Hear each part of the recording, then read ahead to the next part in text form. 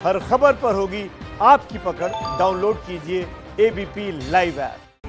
सुबह के 7 बज रहे हैं। आपके और हमारे पसंदीदा सेगमेंट एंकर चॉइस की शुरुआत करते हैं और शुरुआत उन 3 खबरों के साथ जिसका आपकी जिंदगी पर हो सकता है बड़ा असर और जो जानना है आपके लिए बेहद जरूरी। कोरोना के लगातार बढ़ रहे मामलों को देखते हुए रेलवे ने 12 अगस्त तक सभी मेल, पैसेंजर, लोकल और ईएमयू ट्रेनें रद्द कर दी हैं। राज्यों की सहमति के साथ रेलवे जरूरी सेवाओं के लिए स्पेशल ट्रेनों का संचालन जारी रखेगा। 12 अगस्त तक यात्रियों को टिकट का 100% रिफंड दिया जाएगा। इससे पहले रेलवे ने 30 जून तक रद्द की गई ट्रेनों का रिफंड यात्रियों को दिया था। सीबीएसई बोर्ड ने 10वीं और 12वीं की परीक्षाएं रद्द कर दी हैं। अब इंटरनल असेसमेंट या पहले हुई परीक्षाओं के आधार पर अंक दिए जाएंगे। 12वीं के जो छात्र बेहतर अंक पाने के लिए परीक्षा देना चाहेंगे उन्हें बाद में इसका मौका मिलेगा। 1 से 15 जुलाई के बीच ये परीक्षाएं आयोजित की जानी थी। अभिभावकों ने सुप्रीम कोर्ट में याचिका दाखिल कर परीक्षाओं को रद्द करने की मांग की थी। सुप्रीम कोर्ट ने सीबीएसई बोर्ड से स्थिति को पूरी तरह से स्पष्ट करते हुए जवाब दाखिल करने को कहा था। आज इस मामले में आदेश जारी किया जाएगा। आईसीएसई यानी Indian certificate of secondary education ने भी परीक्षाओं को रद्द करने की जानकारी सुप्रीम कोर्ट को दी। आईसीएसई बोर्ड ने भी 10वीं और 12वीं की परीक्षाएं रद्द करने की जानकारी दी। सीबीएसई के तौर पर ही आईसीएसई बोर्ड भी असेसमेंट के आधार पर रिजल्ट घोषित करेगा। कोरोना संक्रमण के हालात सामान्य होने के बाद 12वीं के छात्रों को परीक्षा का विकल्प दिया जाएगा या नहीं, इस पर विचार किया जाएगा। गोवा बोर्ड आज 12वीं के नतीजों की घोषणा करेगा। रिजल्ट की घोषणा आज शाम 5 बजे की जाएगी। नतीजे बोर्ड के आधिकारिक वेबसाइट पर जारी किए जाएंगे। gbshse.gov.in पर जाकर छात्र अपना रिजल्ट देख सकेंगे। 12वीं की परीक्षा 26 फरवरी से शुरू हुई थी, लेकिन कोरोना लॉकडाउन के चलते आखिरी 3 विषयों की परीक्षा नहीं ली जा सकी थी। इलाहाबाद हाईकोर्ट ने पहली बार सरकारी वकीलों के बीच विभागों का बंटवारा करने का फैसला लिया है। प्रदेश शासन ने इलाहाबाद हाईकोर्ट और इसकी लखनऊ खंडपीठ में नियुक्त अपर महाअधिवक्ताओं और मुख्य स्थायी अधिवक्ताओं के बीच विभागों का बंटवारा कर उनके काम तय कर दिए हैं। हाईकोर्ट के इतिहास में ऐसा पहली बार हो रहा है। सरकारी वकीलों का विभाग तय किया गया है। विशेष सचिव राकेश कुमार शुक्ल की ओर से जारी आदेश में कहा गया है कि इस व्यवस्था के अलावा महाअधिवक्ता को विशेष परिस्थिति में ही अधिकार होगा कि वो किसी महत्वपूर्ण मामले में एक्शन ले सकेंगे। इलाहाबाद हाईकोर्ट और लखनऊ खंडपीठ में ये व्यवस्था तुरंत लागू करने के आदेश दिए गए हैं। 7:03 हो रहे हैं। एंकर चॉइस में वक्त है आज की 3 बड़ी खबरों को जानने का, जो आपको बताएंगे आपके देश और राज्य में क्या कुछ होने जा रहा है। पीएम मोदी आज यूपी में आत्मनिर्भर उत्तर प्रदेश रोजगार अभियान की शुरुआत करेंगे। पीएम मोदी आज सुबह 11 बजे योजना की डिजिटल शुरुआत करेंगे। कार्यक्रम के दौरान यूपी के सीएम योगी आदित्यनाथ भी शामिल रहेंगे। इस दौरान पीएम मोदी उत्तर प्रदेश के 6 जिलों के ग्रामीणों से भी बात करेंगे। राज्य के सभी जिलों के गांव, सेहत सेवा केंद्रों और कृषि विज्ञान केंद्रों के माध्यम से कार्यक्रम में शामिल होंगे। आत्मनिर्भर उत्तर प्रदेश रोजगार अभियान रोजगार के अवसर उपलब्ध कराने के लिए स्थानीय उद्योगों को बढ़ावा देने और औद्योगिक संगठनों के साथ साझेदारी कराने पर आधारित है। कोरोना महामारी के चलते प्रदेश में लगभग 30 लाख मजदूरों के वापस लौटने के बाद केंद्र और यूपी सरकार प्रदेश में ही श्रमिकों को रोजगार के अवसर दे रही है। कांग्रेस ने पेट्रोल डीजल के लगातार बढ़ते दामों के खिलाफ 29 जून को विरोध प्रदर्शन का ऐलान किया है। प्रदर्शन में कांग्रेस अध्यक्ष सोनिया गांधी और राहुल गांधी भी हिस्सा ले सकते हैं।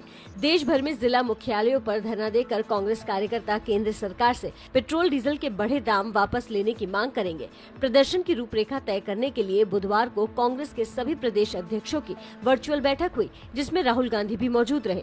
पेट्रोल डीजल के बढ़ते दामों को वापस लेने के लिए सोनिया गांधी पीएम मोदी को चिट्ठी भी लिख चुकी हैं। डीजल के दाम में बेतहाशा बढ़ोतरी के खिलाफ 30 जून को केंद्र सरकार और दिल्ली सरकार के खिलाफ दिल्ली के टैक्सी चालक राजघाट पर सांकेतिक धरना प्रदर्शन करेंगे। Delhi taxi tourist transport association की ओर से धरने का ऐलान किया गया है। एसोसिएशन की ओर से कहा गया है कि दिल्ली सरकार ने कोरोना संकट काल में डीजल पर 30% जीएसटी लगाई है और आज तक ये बढ़ोतरी वापस नहीं ली, जबकि शराब पर लगाए गए टैक्स को वापस ले लिया। 30 जून के बाद सभी चालक दिल्ली और केंद्र सरकार की दमनकारी नीतियों के खिलाफ काली पट्टी और काले झंडे लगाकर अपनी टैक्सी और बसें चलाएंगे। 7:05 वक्त हो रहा है। ऐसी बहुत सी खबरें होती हैं आपके राज्य में जो सीधा आपको प्रभावित करती हैं। एंकर चॉइस में जानिए वो खबरें अब। भारत में कोरोना के इलाज में मददगार रेमडेसिविर दवा बनाने और बेचने की अनुमति मिलने के बाद हेट्रो हेल्थकेयर ने इसका उत्पादन शुरू कर दिया है।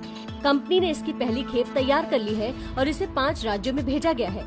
कोविफोर नाम से बनाई गई इस दवा के 20,000 वायल आंध्र प्रदेश, दिल्ली, गुजरात, तमिलनाडु और महाराष्ट्र भेजे गए हैं। जल्द ही दवा की अगली खेप कोलकाता, इंदौर, भोपाल, लखनऊ, पटना, भुवनेश्वर, रांची, विजयवाड़ा, कोचीन, त्रिवेंद्रम और गोवा भेजी जाएगी। कंपनी ने एक वायल की कीमत 5400 रूपए रखी है। ये इंजेक्शन सिर्फ अस्पताल में ही उपलब्ध होगा। हिमाचल कैबिनेट की बैठक में प्रदेश के 10,000 पीटीए और पैरा शिक्षकों को नियमित करने का फैसला लिया गया है। बैठक की अध्यक्षता सीएम जयराम ठाकुर ने की। बैठक में सेब व आम की कीमतों में 50 पैसे समर्थन मूल्य बढ़ाने और बसों में सवारियों की संख्या बढ़ाने पर भी चर्चा हुई। जम्मू के सांबा जिले के रामगढ़ सेक्टर में लगने वाले बाबा चमलियाल के मेले को रद्द कर दिया गया। ये मेला जून महीने के आखिरी गुरुवार को मनाया जाता है। कोरोना वायरस के खतरे को देखते हुए मेले को रद्द करने का फैसला लिया गया। भारत पाक रिश्तों में तनाव की वजह से इस साल भी न तो पाकिस्तानी रेंजर्स की तरफ से चादर चढ़ाई गई और न ही मजार से पाकिस्तान भेजे जाने वाला शक्कर और शरबत भेजा गया।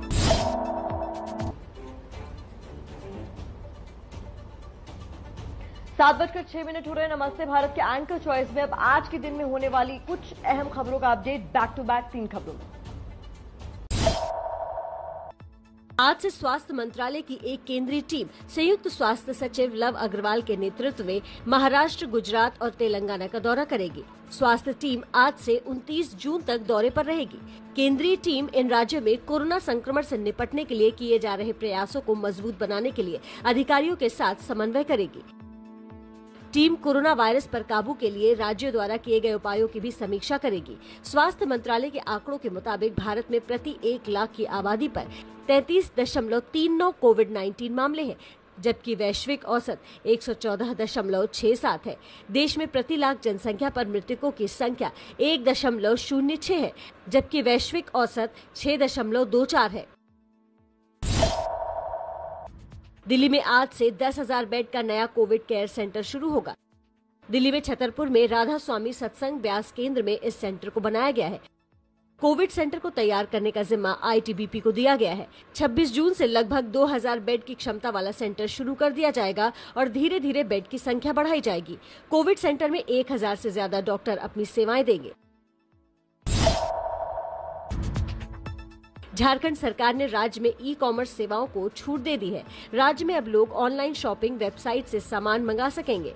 अनलॉक 1 में केंद्र सरकार ने राज्यों को यह अधिकार दिया था कि वे कोरोना के हालात को देखते हुए सेवाओं पर छूट या रोक को तय कर सकते हैं। इसी अधिकार का इस्तेमाल करते हुए झारखंड के सीएम हेमंत सोरेन ने ऑनलाइन शॉपिंग पर रोक लगाई थी। ई-कॉमर्स की इस रोक की वजह से लोगों को दिक्कतों का सामना करना पड़ रहा था। 7:09 हो रहे हैं। एंकर चॉइस में वक्त हो चला है आपके राज्य और शहर में मौसम का हाल जानने का। 3 खबरें बैक टू बैक। असम में लगातार 3 दिनों से हो रही भारी बारिश ने लोगों की मुश्किलें बढ़ा दी है। बरसात के कारण डिब्रूगढ़ शहर का बड़ा हिस्सा पानी से घिर गया है। शहर के बीचों बीच स्थित डिब्रूगढ़ पुलिस रिजर्व भी बारिश और बाढ़ के पानी से घिर गया है। असम के तिनसुकिया में भी हालत खराब है। तिनसुकिया के दमदमा इलाके में 24 घंटे से लगातार हो रही बारिश का पानी घरों में घुस गया है, जिसकी वजह से लोग सुरक्षित जगहों पर जाने को मजबूर हैं। राजस्थान के फतेहपुर शेखावटी में कल अचानक आए धूल के बवंडर से दिन में ही अंधेरा छा गया। दोपहर को तेज हवा चलना शुरू हुई और थोड़ी ही देर में धूल का बवंडर तेजी के साथ सीकर की तरफ बढ़ता नजर आया। तूफान को देखकर सड़क पर ट्रैफिक थम गया और बाजार बंद हो गए। करीब आधे घंटे तक बवंडर का असर देखने को मिला। बिहार के पूर्णिया के बायसी मंडल के कई गांव में अचानक जलस्तर बढ़ने से गांव वाले दहशत में हैं। श्रीपुर मल्लाह टोली में बने डांगराहा पुल के नीचे से पानी तेजी से बह रहा है, जिससे गांव वालों को बाढ़ का खतरा सताने लगा है। 7:09 वक्त हो गया है। एंकर चॉइस में अब जान लीजिए अपराध की कुछ ऐसी खबरें जिनको जानकर आप सतर्क रहेंगे, सुरक्षित रहेंगे। अभिनेता सुशांत सिंह राजपूत सुसाइड केस में आज मुंबई पुलिस सुशांत के दोस्त संदीप से दोबारा पूछताछ करेगी। मुंबई पुलिस आज यशराज फिल्म के पुराने कर्मचारियों से भी पूछताछ करेगी, जिनके सामने सुशांत सिंह और यशराज फिल्म के बीच कॉन्ट्रैक्ट साइन किया गया था। वहीं दूसरी ओर सुशांत की आखिरी फिल्म दिल बेचारा 24 जुलाई को डिज्नी हॉटस्टार पर रिलीज की जाएगी। सुशांत सिंह राजपूत और संजना संघी starrer film Dil Bechara Hollywood film The Fault in Our Stars की रीमेक है और इस फिल्म का निर्देशक जाने माने कास्टिंग डायरेक्टर मुकेश छाबड़ा ने किया है।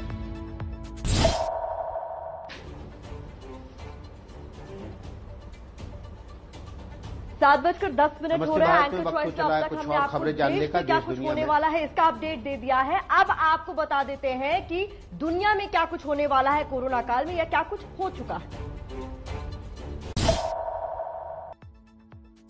अभिनेता मनोज वाजपेयी की बहुप्रतीक्षित फिल्म भोसले आज सोनी लिव पर रिलीज हो रही है। मनोज वाजपेयी इस फिल्म के को डायरेक्टर भी हैं। इस फिल्म में बेहतरीन अदाकारी के लिए मनोज को पिछले साल एशिया पैसिफिक स्क्रीन अवार्ड्स में बेस्ट एक्टर के पुरस्कार से सम्मानित किया जा चुका है।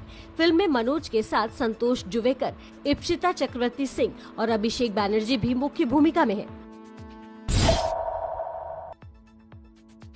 आज विश्व अंतर्राष्ट्रीय नशा निषेध दिवस मना रहा है। इसका मुख्य उद्देश्य लोगों को नशा और इससे होने वाले बुरे असर के प्रति जागरूक करना है। अंतर्राष्ट्रीय नशा निषेध दिवस पहली बार 1987 में मनाया गया था। संयुक्त राष्ट्र ने 1987 में एक प्रस्ताव पेश किया था जिसमें समाज को नशा मुक्त करने की बात कही गई थी। प्रस्ताव पास होने के बाद 26 जून को हर साल इसका आयोजन किया जाता है।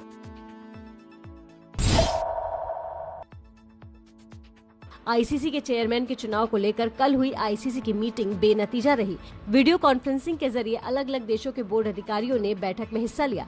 शशांक मनोहर का कार्यकाल खत्म होने के बाद अगले आईसीसी चेयरमैन के चुनाव और नामांकन दाखिल पर बैठक में चर्चा होनी थी। इसके अलावा T20 वर्ल्ड कप के आयोजन पर भी अभी कोई फैसला नहीं लिया गया है।